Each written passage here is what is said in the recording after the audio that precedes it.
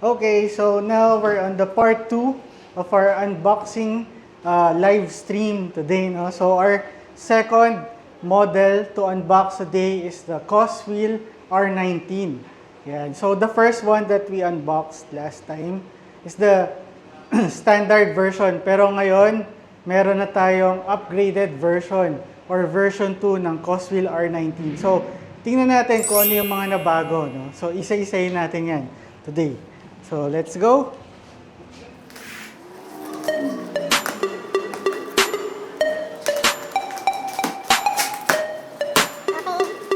Yan. So, samahan naman tayo ngayon ni Javid. And, of course, si Jerome. No, si Rock kasi nawala eh. Nagpaayos ng buhok ulit. So, ayun. Yan. Okay. Buhatin na natin. Let's pull it up. No, from the tires. Okay. Yan. So, ito yung napakabangis natin na Coswheel R19. Yan. So, 1, 2, 3. Sige. Sige, baba ko yung box. Sige. Yan. So, napakabigat.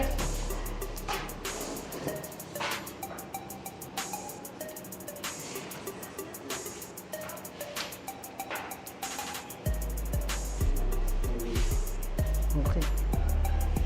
Saan yung mga box niya?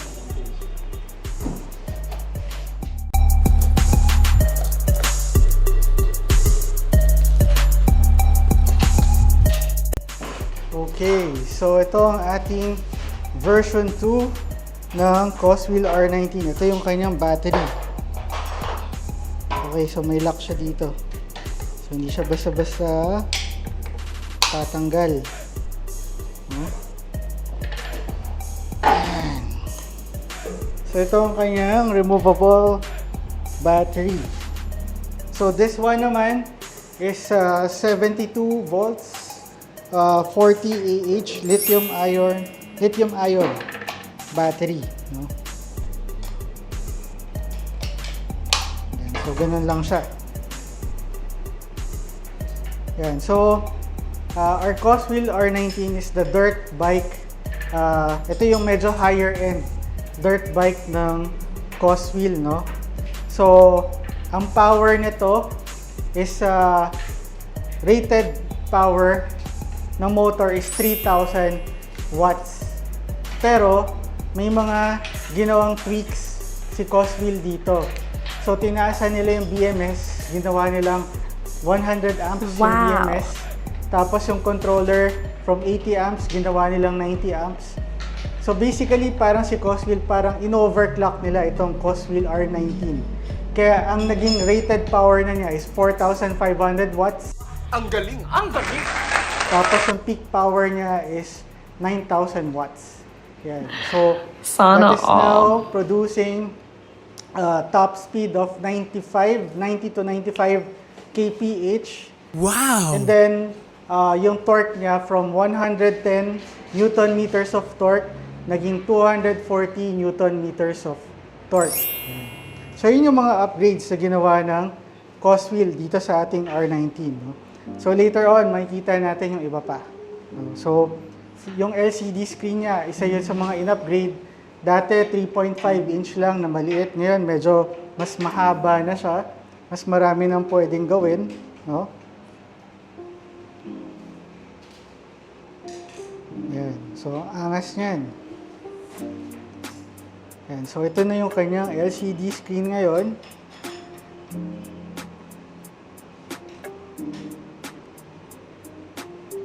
Meron na rin siyang NFC card. Actually, yung before, meron din NFC card. So, ganun pa rin. Meron pa rin siyang NFC card. Yung kanyang brakes is hydraulics din. Branded as KTET hydraulic brakes. Yung kanyang front suspension is made of Tucson pa rin. Front fork, no? So, in-upgrade din yan ng Coswheel. Before, ang size ng fork niya is 205 millimeters lang. Ngayon, ginawa nilang 220 millimeters. No? Yan. So, this is our Coswheel R19. So, sinasabi ni Jerome dito, meron siyang compression adjuster sa shock. Yung suspension niya, inverted fork din, no? Ang kapal, napakakapal din, no? So, kung i-compare nyo sa GT20 Max natin kanina, ang taba ng kanyang fork suspension, no? So, medyo iba ang quality ng R19. Hindi ko naman sinasabi na hindi maganda yung quality ng GT20 Max, pero parang mapapansin na step up talaga yung R19, no? Yan, so nakabalik na si Rock.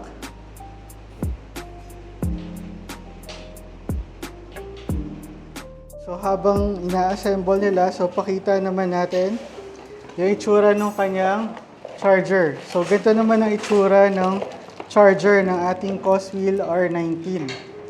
No? So medyo iba yung itsura niya. So 6 amps yung output niya. No? So medyo mataas. Yung sa GT20 Max nasa, I think that's 4 amps. So meron din siyang kasamang bike lock. Meron din siyang kasamang phone holder. Meron din siyang kasamang tools. Tsaka fender. Yan. So yun ang components ng ating Coswheel R19. Yan. So napakalaki ng ating gulong, no? So this one is 80 by 100 by 19 MC. Off-road tire siya. So bakit nga pala maganda ang R19 sa light off-roading? Or actually kahit off-roading, medyo malakas siya, no? Ang maganda dito is yung advantage ng ating R19 over other dirt bikes available na electric is meron siyang pedal. So what does that give you? That gives you more range, of course, no? So meron tayong 40 AH battery. Alam naman natin pag 40 AH yung range niyan is between 80 to 120 kilometers pag full electric, no? Pero since may pedal, pwede natin gamitin yung pedal assist niya, pwedeng umabot yung range niya up to 200 kilometers, no? So that's one of the advantages. And syempre, pag nag-off-road trek tayo sa outdoors, no? Pag may pedal, syempre that gives you additional control, no? Kaysa throttle lang, power, no? At least ito, pwede kayong patakbo ng mabagal, paahon, pagka may lubak, no? Mas kontrolado, no? So, and the third advantage is, of course, this is considered as a light electric vehicle. So, pwede siya sa mga bike lanes, no? So, yun. So, bisikleta pa rin yung setup niya. Electric bike pa rin yung setup niya. So, magagamit nyo pa rin siya for day-to-day use, no? Day-to-day commute. No? And it doesn't require registration, no? Kasi light electric vehicle siya. Pero, syempre, hanggang bike lanes lang tayo. Hindi tayo pwedeng gumitna sa daan, no? Kasi, yun yung restriction sa mga electric bikes. Yan. So, kung mapapansin nyo, medyo bumilis-bilis tayo ng konti. Yun. Kasi 80% naman na talaga nabuo na siya. No? So, kakabit na lang natin yung gulong, tsaka yung handles. Tsaka mukha na pag-practicean itong mga to, yung yung pag-assemble ng e-bike. No?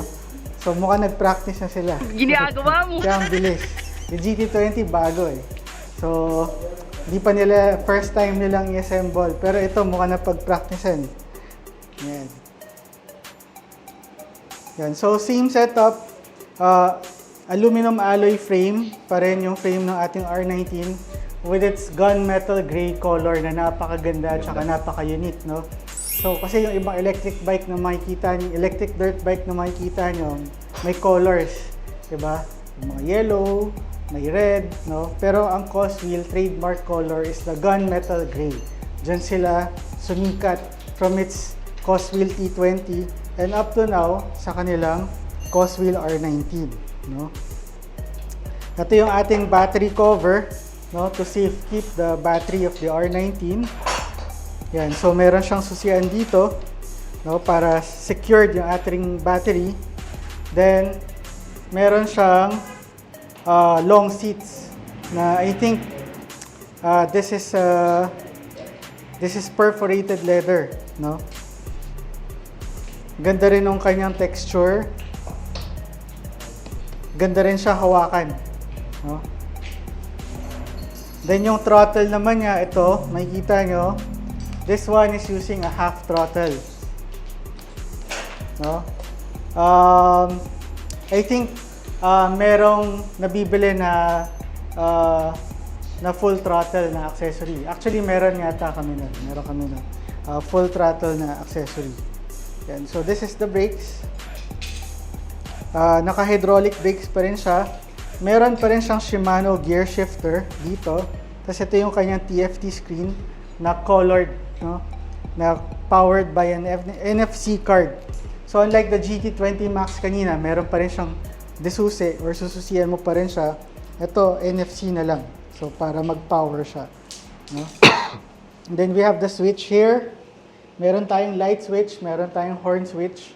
Tapos, ito, I think this is the speed switch right here. Yan.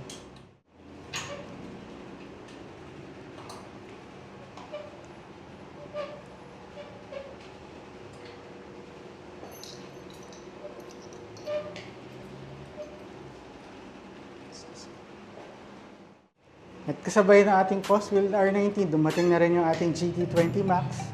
Then, later on, i-unbox naman natin yung ating Coswheel T20 Pro, no? So, may upgrades din na ginawa sa ating Coswheel T20. So, in terms of after sales and parts naman, so yung mga basic parts, yung mga wear and tear, meron tayong stock niyan, yung mga gulong, brakes. And then, kung may mga core parts na hindi naman madalas masira, like for example, itong mga gear shifter, mabilis lang tayo mag-supply nito. It will only take 1 to 2 weeks. Then, kung malayo yung lugar ninyo, pwede namin ipadala sa inyo. Then, we can also make a video on how to assemble the parts, no? Or we can teach the technician near you kung paano ikabit yung parts.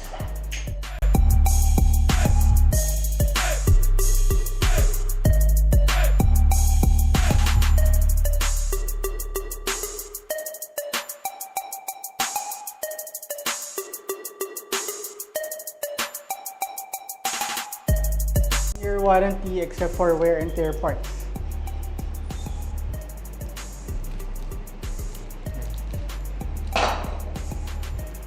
Let's test it later. Ang ating reflectors yan.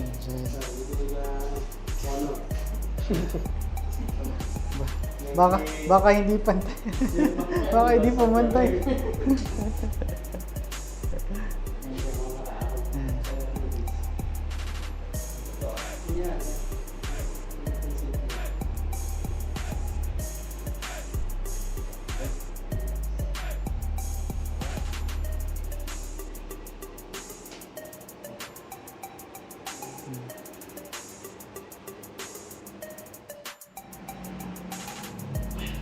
Yan.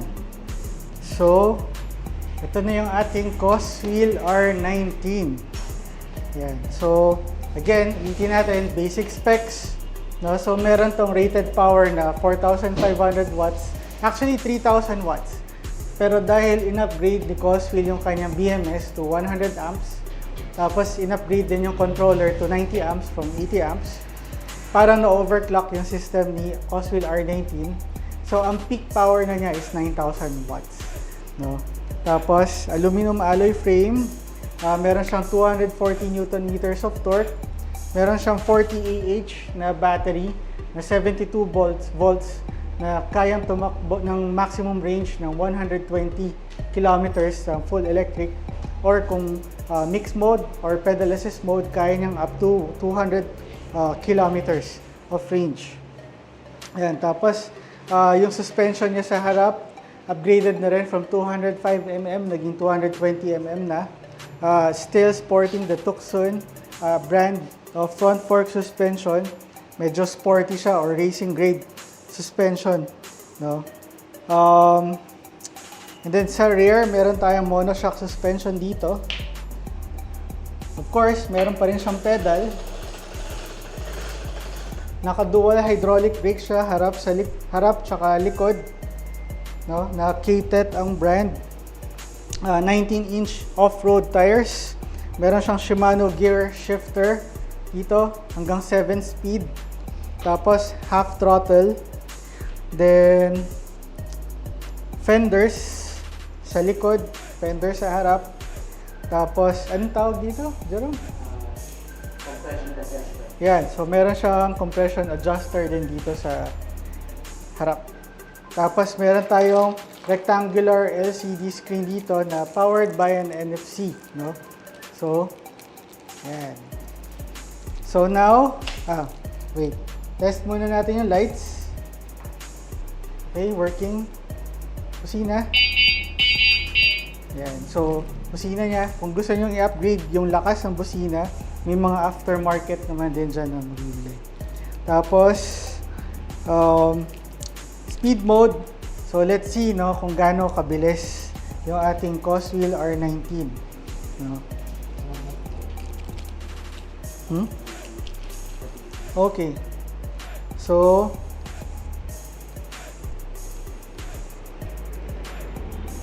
yan. So, speed mode 1. Nakapark pala. Yan. Okay, speed mode 1. 46 kph. Speed mode 2. Oh. 77 kph. Speed mode 3. Wow! 99 kph. So I think that's the maximum na, no? So 99 kph. Ayan, so ganun kabilis. Actually, nakakatakot to siya.